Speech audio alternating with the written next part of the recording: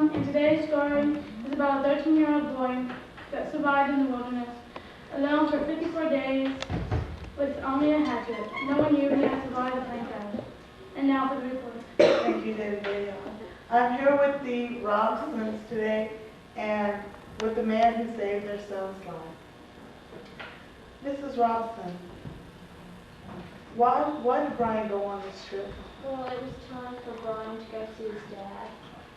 And did you know the pilot had heart conditions? No, I didn't. But if I had known that he has a heart condition, I wouldn't let my son go on the trip. Mr. Robson, did you know the pilot? Not so bad. Yes, ma'am. Yes. No, I didn't. What was the first thing that crossed your mind when you heard the tragic, Mrs. Robson?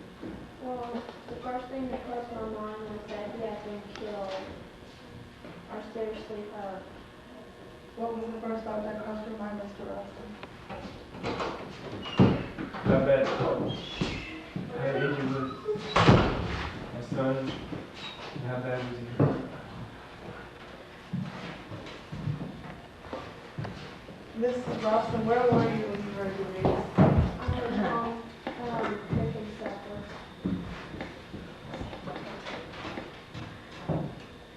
When did you ever give up hope for finding your son, if ever?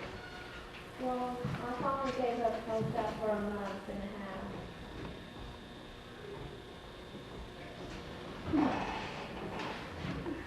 Come on. Mr. Robson, when did you ever give up hope? I never did. I heard give up searching for my son. I knew I had faith in my son. I survived my son.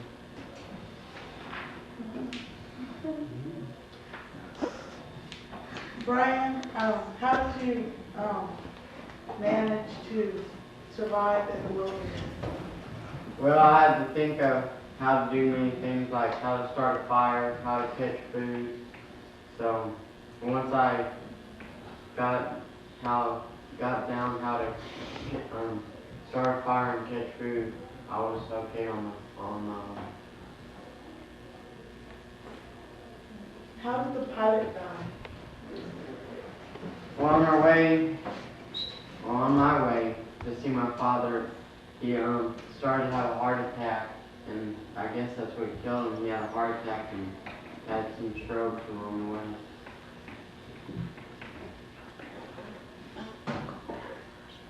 How long did it take you to find a survival pack in the crash plane? I knew the survival pack was in the crash plane, but at that time I didn't know how I was going to get at it because the plane was underwater at the bottom of the lake.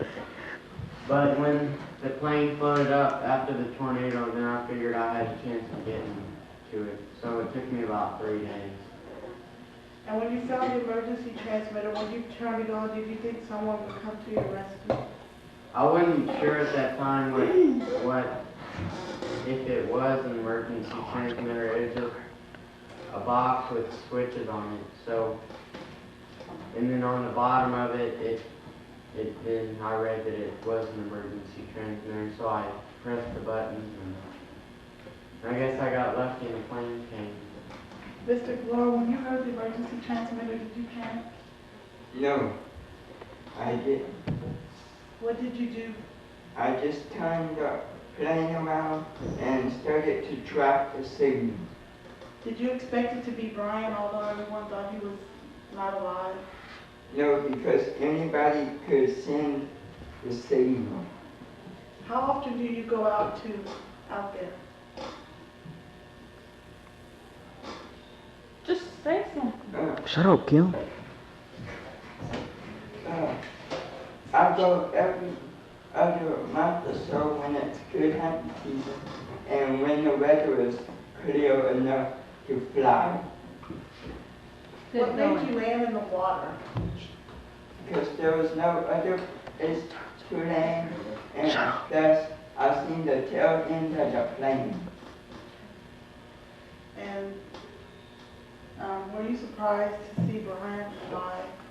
Yes, because any city person that lived in the city as long as he did wouldn't know how to survive in a wild without survival tips. Ryan, were you in shock when you saw Mr. Gore step out of the plane? In a way, because I didn't think there would be a plane that would come to rescue me.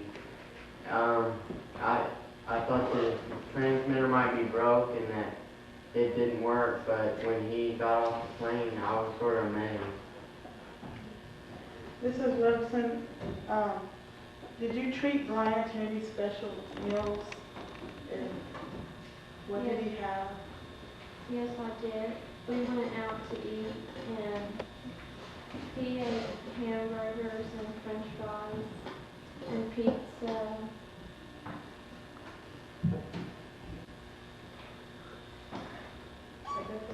What? Hey, girl.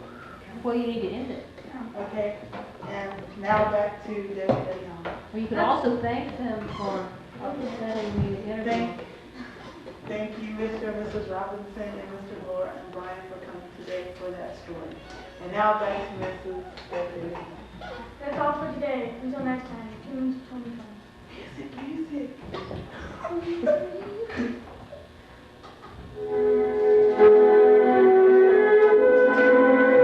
Want me to take the flag, miss?